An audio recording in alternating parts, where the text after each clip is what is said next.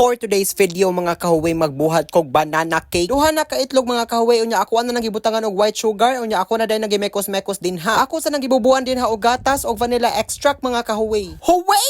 Nagpuno na sad kog all-purpose flour din ha mga kahuway, unya ako na pud nang gimekos-mekos din ha. Huway! Unya kay init man sa kayong panahon mga kahuway, nagbuhat sa demi din higlamaw. Orange na siya ha, kay gibutangan na siya royal mga kahuway. Dili sa jud nakalimtan ang sky flakes basta lamaw mga kahuway. Unya balik tas banana cake, nagbubo na day kog cooking oil din ha mga kahuway, unya ako na sa nang gimekos-mekos. Nagbutang na dayon ko og butter sa kaha mga kahuway, unya ako na siyang gipahilis din ha mga kahuway. Dayon nagbubo na kog white sugar din ha mga kahuway. Perfect!